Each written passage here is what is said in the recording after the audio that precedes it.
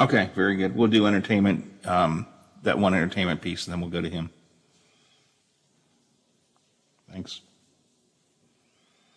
I'm the Storm Tracker, Darnell Foster, with a look at your local weather forecast for your Tuesday. Look for mostly sunny skies, a daytime high near 34. Mostly cloudy overnight with temperatures down to 26 degrees. A couple of scattered showers around for your Wednesday, otherwise mostly cloudy with temperatures in the lower 50s. Have yourself a great day, everyone. From the Watchdog, I'm Darnell Foster. The views and opinions expressed on the following program are not necessarily those of this station or its sponsors. Your morning news, weather, and sports wrapped into his own unique perspective. This is the Watchdog Morning Show with Howard Monroe and Brad Leonard in the producer's chair. Brought to you in part by Wheeling Hospital. Well, what do we got going on today? Back to business, of course, after an extended Christmas break, sharing some holiday stories with each other. We'll catch up on that throughout the course of the morning this morning. In the nation's capital, the House okays a $2,000 stimulus payment. The House also overrides Trump's veto of the defense spending bill. Trump's last-minute signature on the COVID relief bill prevents a government shutdown today, but there still will be some people affected by the delay in his signing. D.C. reporter Tom Squitieri in just a minute with all of the details about that. Still some controversy over public officials going to the head of the line to get their COVID vaccine. I got a lot of feedback on that while I was away over the last several days, and I want to take some time to talk about that coming up in just a bit. A change in leadership at the Wheeling Park Commission, new guy coming in, old guy leaving. Each day this week, we'll look back on key stories of 2020. Today, the legal justice stories of import in the year wrapping up. And also today, the entertainment stories of 2020 as we continue our year in review. Later this week, John McCabe, editorial director of the newspapers here locally, and I will kick around the Ohio Valley News Week in review.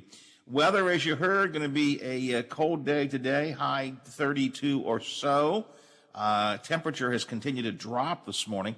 When I woke up, it was 30. Then it dropped down to about 29. Now it's 25.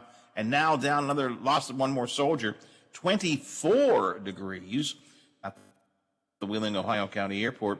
The feels-like temperature is 16, so it's definitely a bundle up if you're going out morning this morning. Don't be confused because it looks really nice, sunshine and blue skies. They'll be with us all day, but temperature going to be cold. It is 24 at the airport, 24 at the home studios, and 24 degrees at the Robinson Auto Group Studios downtown Wheeling in the heart of the Ohio Valley. I said entertainment year in review. One of the things we always take a minute or two to talk about at the end of every year is whom have we lost in the entertainment world in the year gone by. We said goodbye to some big-name celebrities in 2020. I never freeze. Among the most surprising was Black Panther star Chadwick Boseman in August, dying of cancer at the age of 42 when no one knew he was sick. The world also stunned by the death of NBA star and Oscar winner Kobe Bryant, killed with his daughter in a helicopter accident in February. Bond. James Bond star and Hollywood icon Sean Connery died in October at the age of 90. Jeopardy host Alex Trebek died in November at the age of 80 after a very public battle with cancer. Regis Philbin was 88 when he died in July. Rock god Eddie Van Halen was another star we lost to cancer. He was 65 when he died in October. Tragedy struck when former Glee star Naya Rivera drowned in a lake outside Los Angeles. She was only 33. I am strong. Others we lost include Helen Reddy, comedy legend Carl Reiner, actress Kelly Preston, Mythbusters host Grant Imahara, and 104-year-old Golden Age of Hollywood star Olivia de Havilland. I'm so glad to see you. You have so much life. Jason Nathanson, ABC News, Hollywood.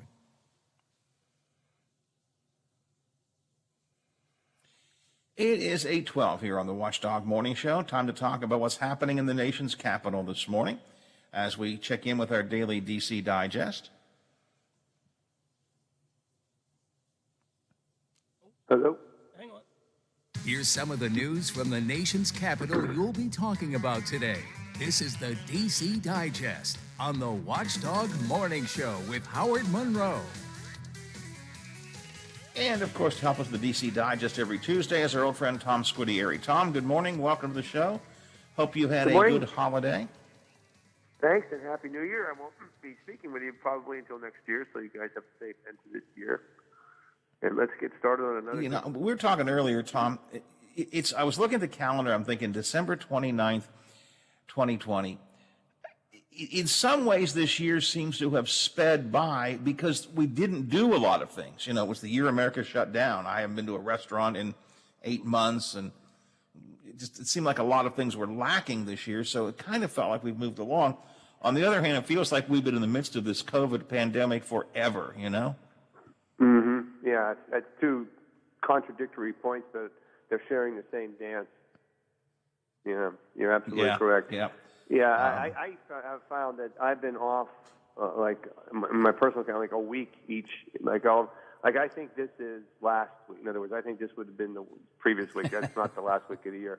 And I've had that experience several times, many times during this year. That I've just sort of been, I think, for the reasons you pointed out, because of COVID, sort of has frozen activities into just a few things that we all just do, and the calendar that we sort of keep in our heads. Oh, you know, Saturday I do my errands, Sunday I go to church, et cetera, has been completely blown apart.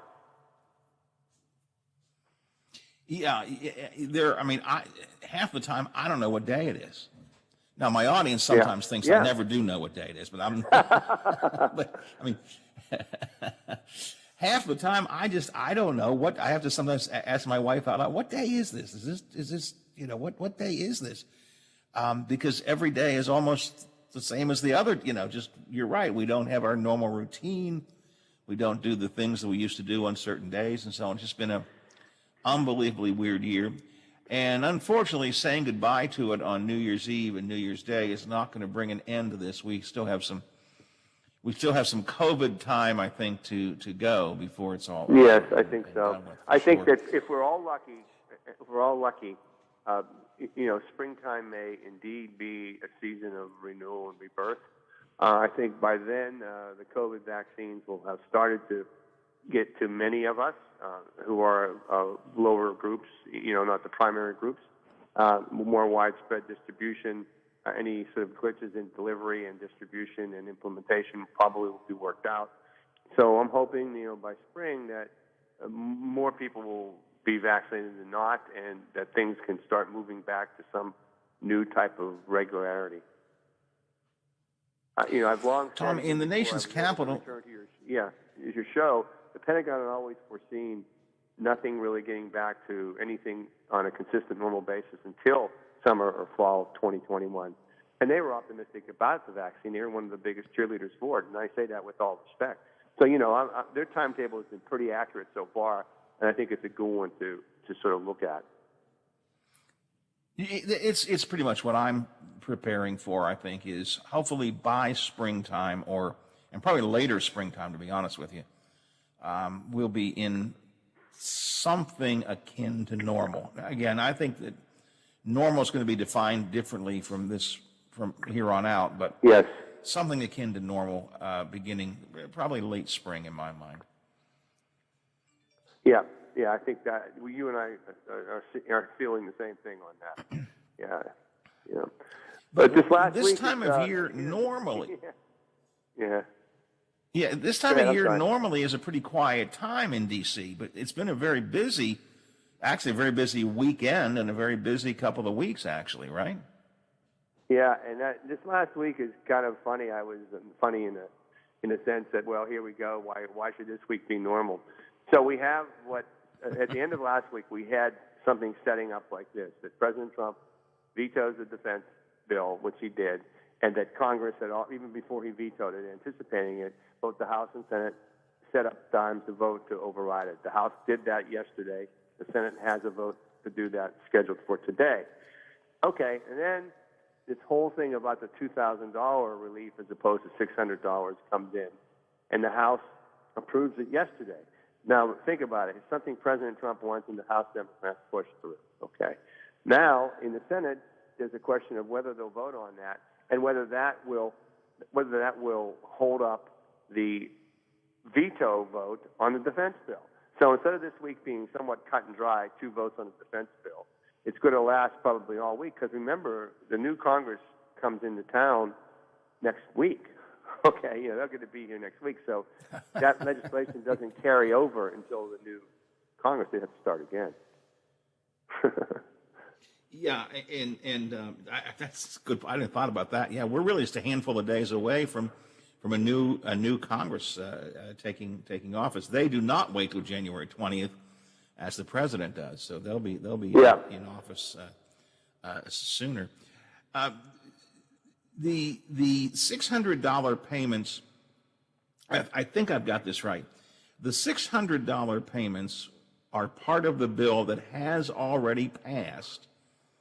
Well, of course, the president signed it anyways, right? The president signed it this week. Correct. So, correct. We'll get the $600 payments will go out. That is the law. What is waiting to be seen is whether or not the House approved $2,000 number gets the support of the Senate. Am I right about that? That's correct. When President Trump signed that bill, I guess Sunday evening, you're right. That became law, and that includes the $600 payments for those people who are eligible for it. If the House, which passed the $2,000 payment, if that passes the Senate, and then President Trump has to sign that, which I'm presuming he would, since he was the one who urged them to do that. I think what happens, I emphasize the word think, is because none of the payments have gone out yet, that $600 figure will just rise to $2,000 for those who are eligible, and the payments have lost. I don't think people will get $600 and then what is that, $1,400 more to get up to $2,000. I think they'll figure out how to do one payment, but that's just all speculation on my part because we've never had this happen before. Well, and I have not read the bills, so I don't know. Did the $2,000 approved by the Congress? By the House. Was it written in as an? Yes, the House, correct. Was it written in as a? What's the word I'm looking for? An amendment, I guess. That's not really the word, but an amendment to the COVID relief bill. I guess the question I'm getting to is, will we get $600 and $2,000 more? I mean, did they approve another $2,000? No. I assume not, but I'm not really sure about that. It's not an amendment to the bill because the bill has already become law, and you can't amend the bill once it becomes law. But it'd be a separate piece of legislation that would supersede the $600 that has been approved. So it would be $2,000. Think of it as this is a very poor analogy, but I'm thinking on my feet here. Think of it as if the state of West Virginia decided to lower, in one of its bills, lower the speed limit on major highways to 45 miles per hour. Okay, and that is signed by your governor and becomes law. And then 2 weeks later, the legislature says, "Well, wait a minute. There's some roads that really could be 55, like interstates or whatever." So they pass that. That would merely then change the law for of the speed limit, but you know what I'm saying. So this is the same idea. It really changes the amount of money that we get. And that's what I am assuming, and that makes some sense. I guess the sort of the overall point I'm making is that there's so much going on right now. It gets a little bit confusing. And one of the things I think people have not paid attention to, and again, I think I'm correct, and if I'm wrong, tell me that, is that this COVID relief package that was approved with the $600 and the president signed and so on is part of an overall bigger budget bill. Because I hear a lot of complaining, well, I can't believe they have extra foreign aid in that bill and so on and so forth. But it was not just a COVID relief bill. The COVID relief was part of a bigger budget package. Am I correct about that?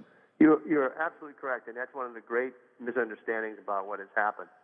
This money bill that was passed, if you look through some of the coverage, you often will see the phrase, if this bill is needed to fund the government. And if this bill is not signed by President Trump, the government will run out of money, okay? Because that was the continuing resolution, the so-called money bill to keep everything going since Congress failed to pass any of the 13 money bills required each year to fund Defense Department, Commerce, et cetera. So this is known as a continuing resolution or a money bill. And so, there's foreign aid included in that bill as part of the continuing resolution. just like there's money for a lot of other things, because it's a funding bill. And then in addition to this funding bill is the COVID relief money that was inserted in it. In other words, the COVID relief money is part of a larger funding bill that takes care of all the needs of all the government agencies and programs. And the COVID money is in addition to that bill. So there's a confusion sometimes that people think there are two distinct bills. One was just a COVID bill, and then they threw in all this foreign aid, and that's not the case. Right, and that's the point I wanted to make, because I hear a lot of complaining. I can't believe they did this foreign aid, when they should be talking about COVID relief. Those are two. The COVID relief package is part of an overall bigger budget bill or funding bill. So it's not really confusing, but people don't get the sense of that, I guess. Well, also what's lost in this all, Howard, is the fact that Congress could not find it in itself to pass a separate COVID relief bill. That's the other part of this. It's kind of, they had to do it this way because they couldn't get together and come up with a way to have COVID relief for months now. Remember, the last time there was COVID relief was in the spring with those first checks. So all summer, all fall, they couldn't come together to find a COVID relief bill on its own, standing on its own. So they had to add it to a must-pass, as the cliche goes, money bill that kept the government going. Now, people have a right to complain about some of the foreign aid that's being spent into some of the countries. President Trump was not being straightforward when he complained about the money for foreign aid, because it matches basically his budget requests for those items, including items for the Kennedy Center and foreign aid. So again, he's playing games, shell games with the facts, because it's the same money amounts, or almost the same, that he requested in his budget as part of the money bill. But the COVID thing just completely confuses many people. This is just a little thing that bugs me, and really it's almost more a media thing than it is the Congress, although I guess it's them as well, the Congress and the Senate. And that is that every time there's been a story about COVID relief, the headline always has been, how much money will we all get? That $600 or $2,000 or whatever. And I'm still of the belief that the COVID relief package is much more designed for relief of those who have been dramatically affected by COVID, either as individuals or businesses. And there is money that goes for other things besides just sending us a check. And it just bugs me that every time I see a story, it begins with, the $600 check will be coming on Tuesday or whatever. Yeah, you're absolutely correct. I agree with you on that point. A COVID relief bill, ideally, would figure out a way to keep whatever businesses you think are critical. I don't want to name them, so I'm not trying to pick sides, but there are some businesses, grocery stores seem to be able to survive, obviously, because people need to buy groceries, okay? Do they get relief? How about restaurants and hotels and the travel industry? How about airlines that make profits or don't make profits? There's a lot of decisions here. But, a COVID relief bill ideally is designed, it should be ideally designed, many say, to keep the economy from collapsing completely, okay? So that when we get that springtime that we talked about earlier in the show, these businesses and individual businesses, small businesses, can start to regain their footing and move forward. So let's just say, you have radio stations, for example, are losing advertising. Money in these bills helps radio stations survive.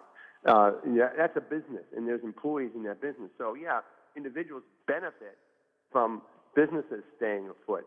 Again, I'm not trying to say who should get the money and who isn't. I don't want listeners to think that. But individuals getting $600, that's important to a lot of families, and I'm not minimizing it. But ultimately, that one-time payment is not going to keep the economy going to springtime, let's say, when we could start gearing things up again. So the package needs to be refined to help the businesses and areas that are really, really taking a hit that need some help. Well, and I've taken some flack from my own listeners. My argument, look, I don't need the $600.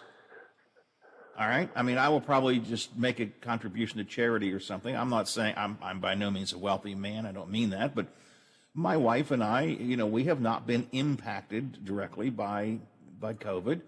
Our income has stayed the same. I don't need the six, and there are an awful lot of people in that category who are going to get it, or now perhaps even $2,000. To me, the money should be targeted specifically for businesses and or individuals or entities that are directly impacted by COVID and that need it. And again, I've taken a lot of flack from my own listeners on this, so you don't have to agree with me, but I don't need it. I'll take it because it's coming in. Same thing with the previous $1,200, well, $2,400 my wife and I got in the last COVID bill. It was nice. You know, I basically gave it to my church.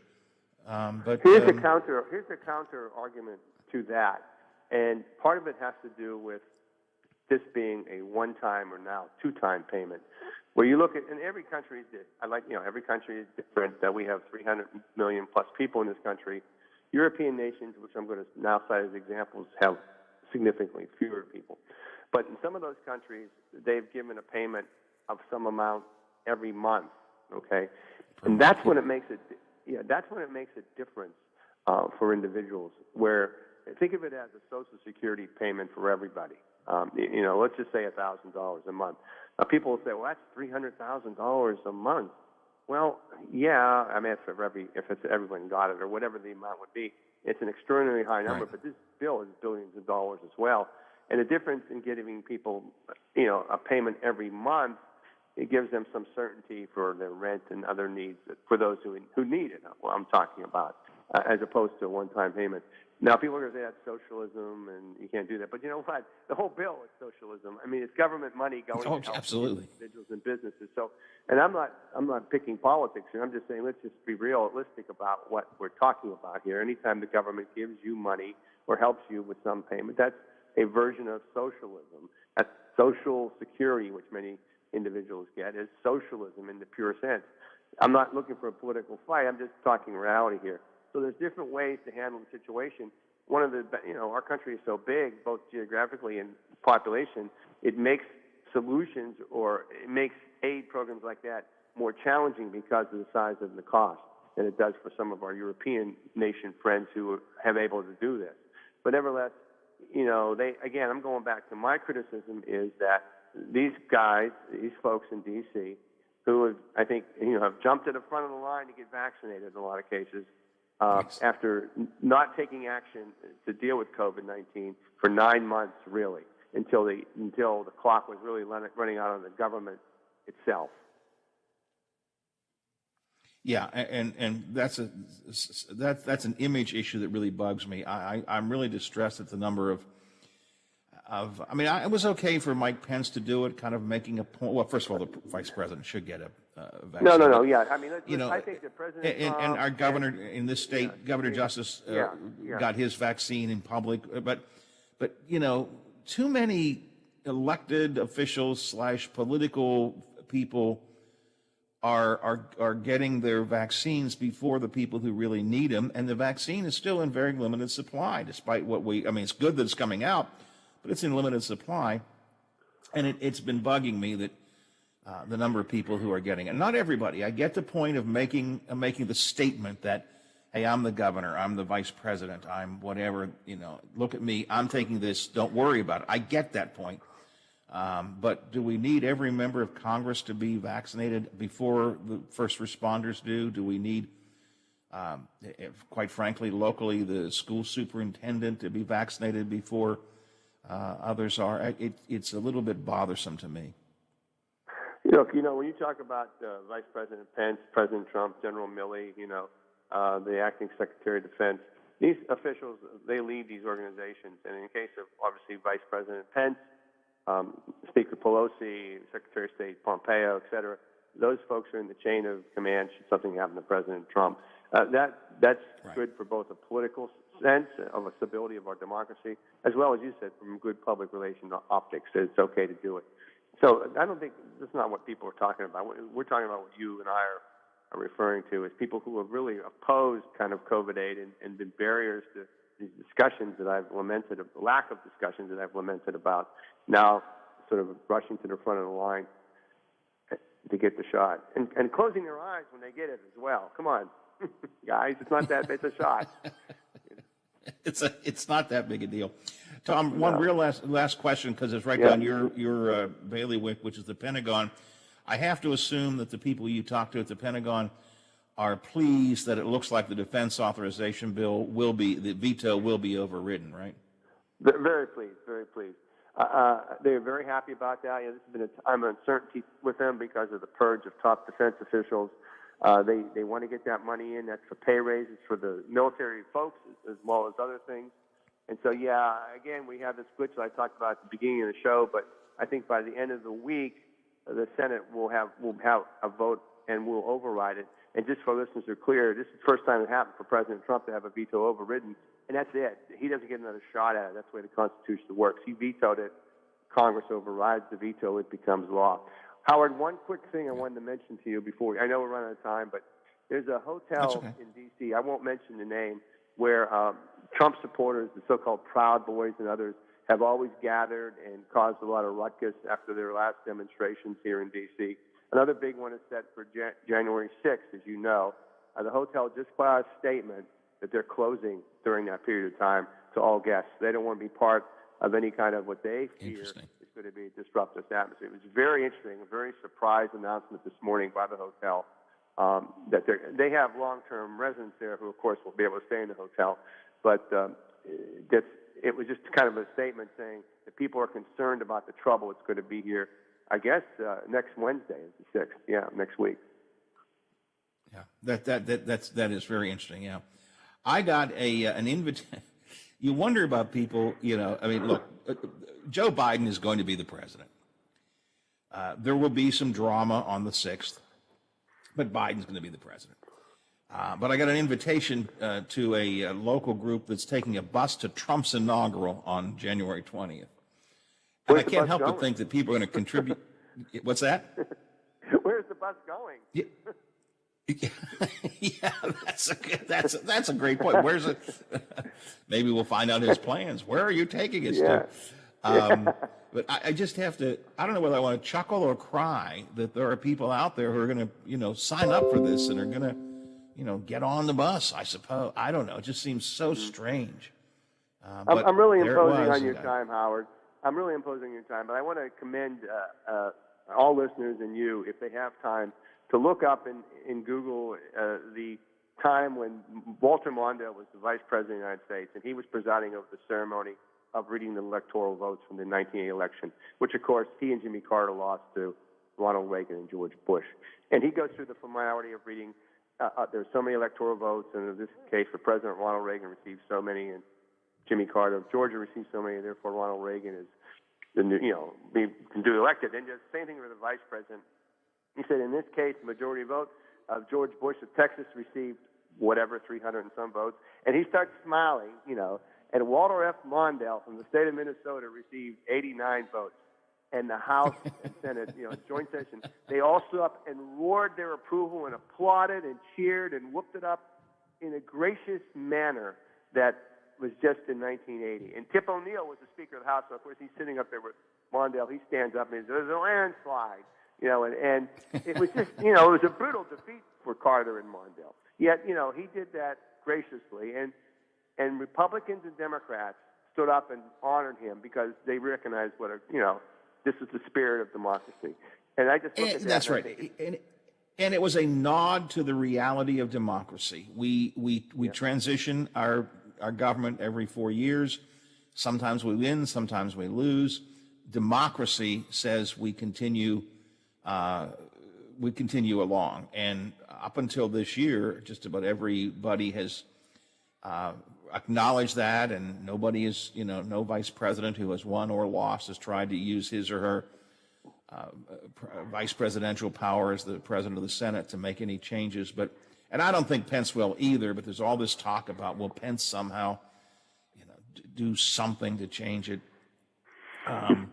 Pence is in a very awkward place on the 6th. I mean, yes.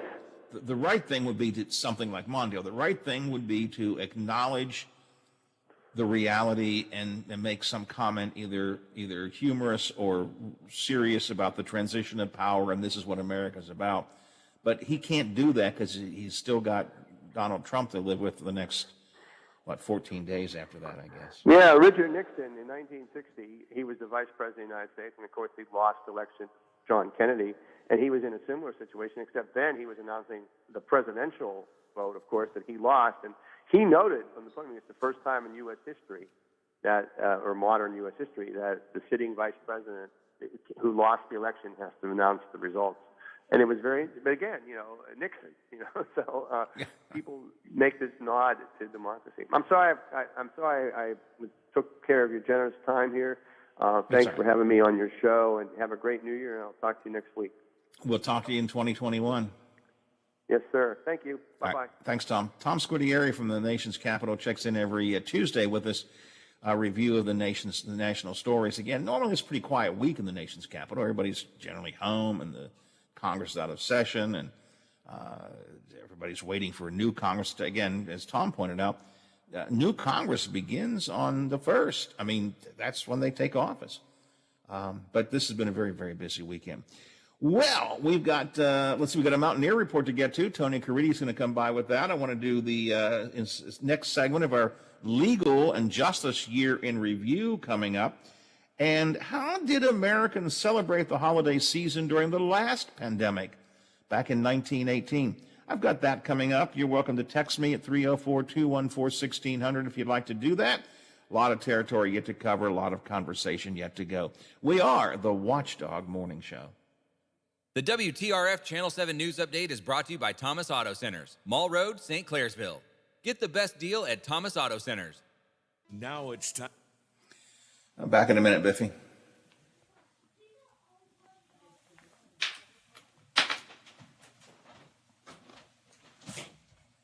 Good morning, little buddy. How are you today? Good. There you are. Mario. You are Mario. But Did you play?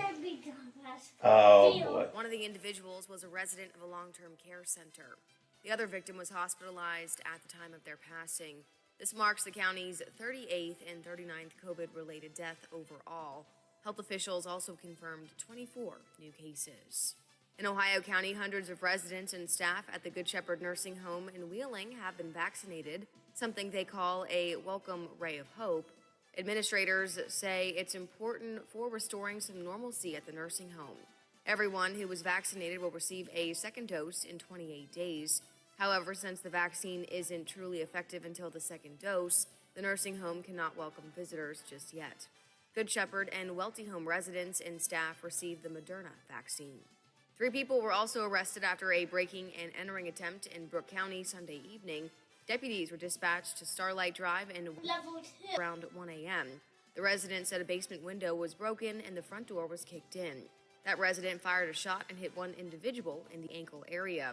The suspects were located and arrested. Tyler Woolwine and Joshua Kniff were charged with conspiracy to commit a felony, and Gordon Durbin has several charges pending.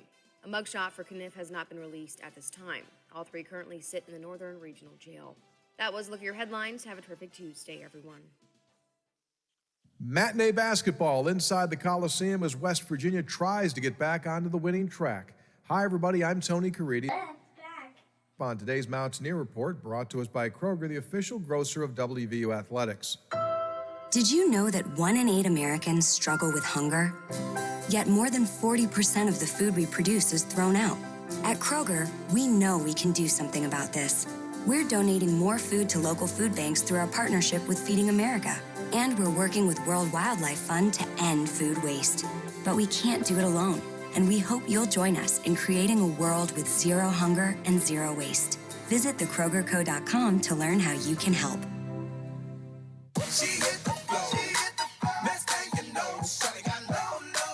Love getting prices that are lower than low on backyard favorites like grill-ready hamburgers and fresh-picked strawberries? Then shop at Kroger. We give you more ways to save on the fresh you love with tools like the Kroger app, where you can find personalized coupons on top of weekly sales, plus rewards like fuel points, giving you prices that are lower than the everyday low. Kroger.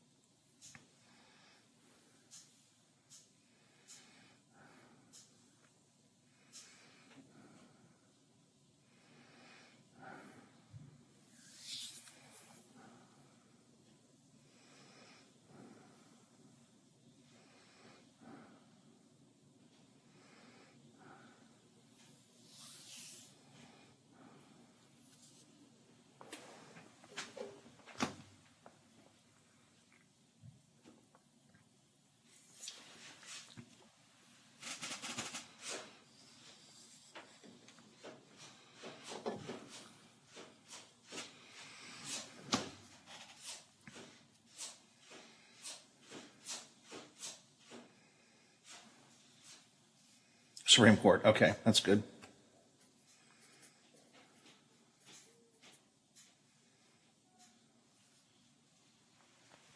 Okay. All right, we'll do legal year coming up next. SCOTUS.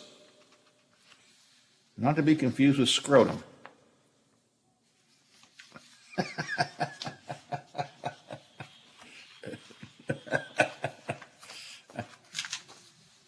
$232-8600. Allow us to help put you back on the road to financial success.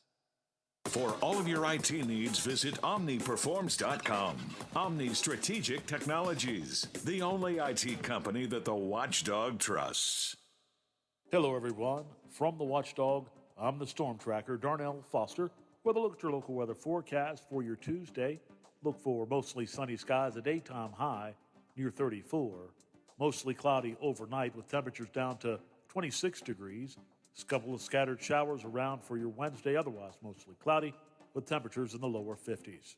Have yourself a great day, everyone. From the Watchdog, I'm Darnell Foster. The Watchdog, FM 98.1 and FM 97.7. Live local talk radio. The kind of gift that gets delivered every day, regardless of whether you're naughty or nice.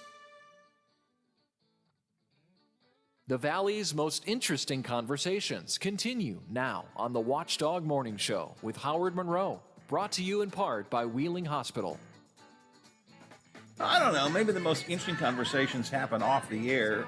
If you get to watch us on Facebook Live or our YouTube channel, the camera stays on me during the commercial breaks.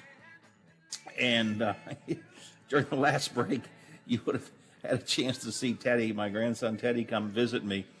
And one of the games he got at his house is a video game. I guess it's a video game, Paper Mario. I think that's what it's called. And he and his daddy have been playing it the last couple of nights, Biffy. And yesterday when he came here, and just now, I get a blow-by-blow description of everything they've done in Paper Mario. And we found the big blottity-blots, and they came out of the sewer pipe, and that was in level 2, Granddad. But I got to level 4 before I knew what the toads were like. And, I mean, he loves this game. I haven't seen it. I don't know what it is. But he can't stop talking about it when he gets here. I mean, 30 minutes of nonstop explanation of how Paper Mario went. But if you happen to be watching during the commercial break, the news break, you actually would have seen Teddy come in and may have heard him give me the blow-by-blow description. So I don't know. Sometimes the most interesting conversations aren't actually on the air; they're actually off the air. Of course, Biffy, you and I have said that for a long time, that some of the most interesting stuff happens while the microphone technically is off, right? Oh, yeah, it does. I don't know. I have no plans to retire. Probably never will. I still think I'll die in this chair, if not this one, some chair somewhere with a microphone in front of me. And when I'm dead, they'll just stuff me and prop me up and play old tapes. But if I were to retire, I think the last show would be playing all of the tapes of what was said off the air. It would have to be my last show because I could never go do another one after I played that stuff. But it's kind of fun. 8:50, 10 before the hour here on the Watchdog Morning Show. I'm getting ready to, after I get off the air, I got to hang this up somewhere. If you just join me, one of my nifty little Christmas gifts was for my daughter-in-law. And you're seeing this on the screen as well. She purchased for me a small, itty-bitty, tiny piece of land in Scotland. All right? And no, it's literally a piece of land. I have a little deed to this tiny piece of land. And if I were to go to Scotland, it's in a forest. And you can, you have the coordinates and you can find your plot of land. And you're entitled to do things on it, including, set up camps and all that kind of stuff. It's a tiny little piece. I don't think you could build anything on it, but nonetheless, I am officially a Scottish landowner. And apparently in Scotland, the deal is if you're a landowner, then you are entitled to use the designation Lord. Lord. So I am, and the proclamation I'm holding up here which will go above my desk shortly, and go right beside my WVU diploma and my Radio Broadcasters Hall of Fame plaque. I'll put this up here. Whereas Lord Howard King Monroe now owns property in England, know ye therefore Howard King Monroe, by virtue of the ownership of land in Scotland, shall henceforth and in perpetuity be known by the style and title of Lord, and shall hereafter to all and sundry be known as Lord Howard King Monroe. Now, I'm not going to insist you all call me Lord all the time, but you're welcome to use it from time to time if you would like to. And, of course, some people say a different version of Lord to me. Sometimes they say that to me. I don't think they mean I'm a Lord of Scotland in that case. But anyways, this is just such a neat little gift. So I now own I own a lot of property, but now I own property in Scotland. Square foot, I think it is, but it's still property in Scotland. And I'm telling you, I'm going to talk to Bill Bryson, because now I'm going to see if they're going to do a Scottish trip anytime, because I want to go and get, and see my land, see my piece of property. It's 8 before the hour here on the Watchdog Morning Show. We are in the midst of a really busy sporting season. NFL is in its final leg of the season. College basketball is back. NBA tipping off. So you can add some excitement to your sports watching experience by betting on all of the action if you use our friends at FanDuel Sportsbook. Now, FanDuel Sportsbook, as you know, is America's #1 sportsbook. And it's not just, there's a reason it's number one. I think maybe one of the biggest things is simply their app is very simple to use. It's very intuitive. If you're new to gaming, if you're not used to betting, and you're not quite sure how to do it, it's easy to work your way through the Sportsbook app on FanDuel. And I really think that may be the single biggest factor that makes FanDuel number one. Now, there are plenty of others as well. They've got great odds on all different betting markets. They've got unique, fun bet types like the same game parlays that we've talked about in the past. Exclusive, always-on promotions like the enhanced odds boosts on the biggest events, bet insurance to let you get more action out of every game day. And again, another big thing is they're very quick about getting you your winnings. If you win, FanDuel gets you your winnings into your account safely within about 24 hours, and that is not always the case with all sportsbooks. So it's easy to use, easy to register, easy to make your deposits, easy to find your bets. You can give a quick withdrawal when you win. Odds boosts and special activities are always available for you. So right now, FanDuel, of course, is letting you place your first bet. If you haven't done a FanDuel bet before, your first bet is risk-free up to $1,000. Just place a bet on any game, and FanDuel will refund you up to $1,000 back if you don't win your first bet. No strings attached. Place any bet you want throughout the whole FanDuel arena. If you win, you keep your cash. A pretty good deal, right? But if you lose, you don't lose. They will refund your entire bet up to $1,000 in site credit, which you then have 14 days to use for a second bet. So you actually get a do-over. And I've often said, I don't think your bookie will give you a do-over. Not that you use a bookie, I'm just saying, there's such a thing as a bookie. I don't think they normally give you a do-over. So take advantage of this deal right now. Download the FanDuel Sportsbook app. When they ask you if you have a promo code, the answer is yes, you do have a promo code. Your promo code is my name, Monroe, M-O-N-R-O-E. And that's just for them to know that we sent you here on the Watchdog Morning Show. FanDuel Sportsbook, promo code Monroe. Now, you do have to be 21 or older. You must be physically present in Pennsylvania or in West Virginia. Those are the states that allow this gaming. Ohio does not. You can't be in Ohio, and they do what they call geocaching, so they know where you are. They know where you are. You cannot use it if you're in Ohio. It's your first online real money wager only. Site credit is non-withdrawable and does expire in 14 days. So if you bet up to $1,000, you lose, you get the $1,000 back in site credit. You do have to use that $100,000 within the 14-day time frame for your second bet. Restrictions do apply. You can check it all out at sportsbook.fanduel.com. And again, if you enjoy gaming for fun and entertainment, that's what we're here for. But if you have a gaming problem, and some people do, then honestly, don't download FanDuel, but rather visit www.1800gambler.net or call 1-800-GAMBLER. FanDuel Sportsbook, more ways to win. It was a busy year for the Supreme Court this year as we continue our year in review segments. Let's take a look at the legal and justice year in review from the Supreme Court point of view. Momentous decisions for the U.S. Supreme Court in 2020. The High Court ruling the 1964 Civil Rights Act does protect members of the LGBT community against discrimination in the workplace. Gerald Bostock, one of the plaintiffs in the case. I'm overwhelmed with joy, and my heart is filled with gratitude. The court also ruling the Trump administration did not give enough of an explanation when it moved to roll back protection against deportation for the Dreamers, tens of thousands of young immigrants brought to America when they were children. Senate Minority Leader Chuck Schumer. The decision's amazing. I am so happy.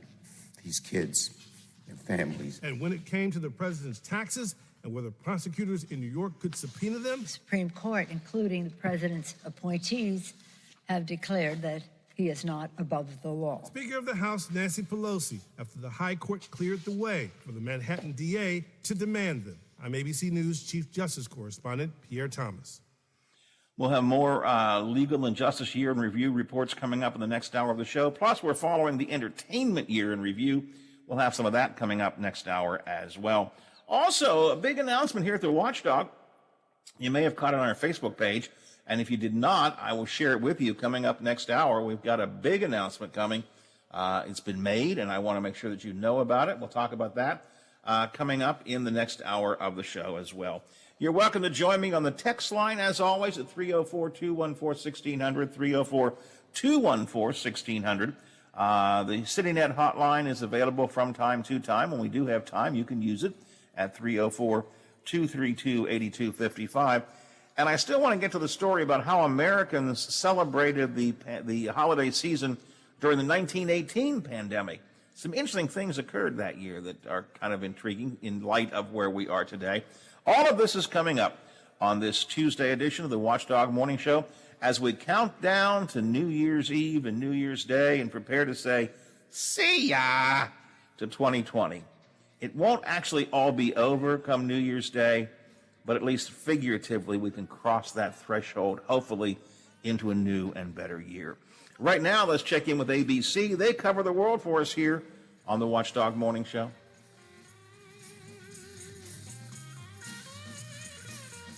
The Watchdog is FM 98.1, AM 1600 WKKX Wheeling, FM 97.7, AM 1370 WVLY Moundsville. The ABC News is brought to you by Thomas Auto Centers, Mall Road, St. Clairsville. Get the best deal at Thomas Auto Centers.